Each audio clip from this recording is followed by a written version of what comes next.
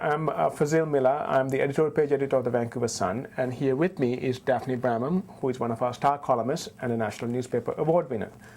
She was at the courthouse today for the opening day of the trial where the women ski jumpers are arguing the case that they should be part of the Olympics. Daphne, so why should Canadians care whether these women in fact get a chance to participate in the Olympics or not? Well, in the whole panoply of human rights issues, this is clearly not one of the huge ones. But one of the things that's been happening with the Olympics is that every time women have tried to increase their participation, they've almost always had to go to court. The IOC, despite having a charter that says equality rights are very important to them, women still don't participate fully in the Olympics. And the women's ski jumpers are, in the winter sports, the women's ski jumpers are the only ones who aren't allowed to participate. Other sports have been added where there are fewer women participating than there are in the international level at world ski jumping. Okay, but what's the argument on the part of the IOC as to why they would not allow them to participate? Well, that's the mystery, and that's the part we don't really understand. But the reason that the women ski jumpers have chosen to go to court in Canada, and why they've chosen Vancouver as the venue for this, is that Canada has a Charter of Rights and Freedoms that includes a gender equity law.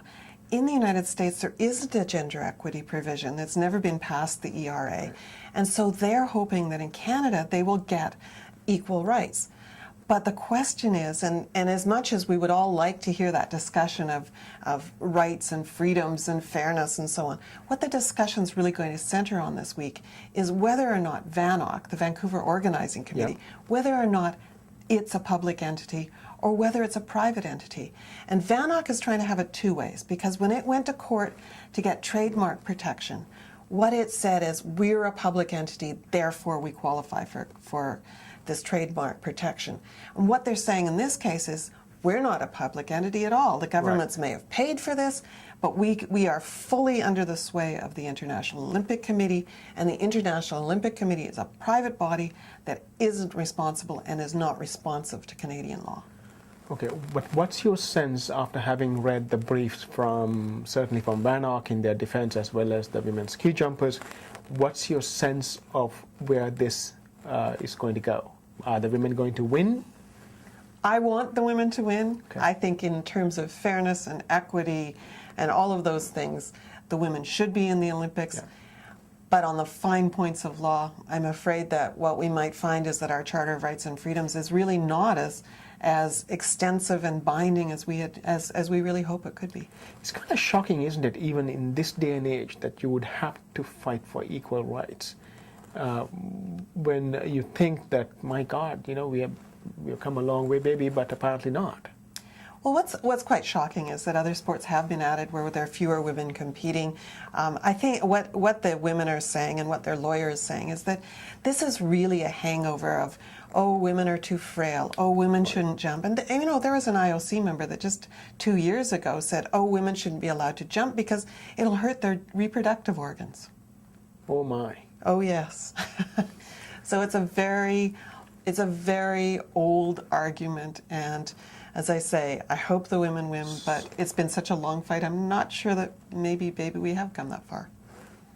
But don't you think Vanoc is hiding behind these technicalities then, rather than making a statement about what they would like to see as a Canadian organization?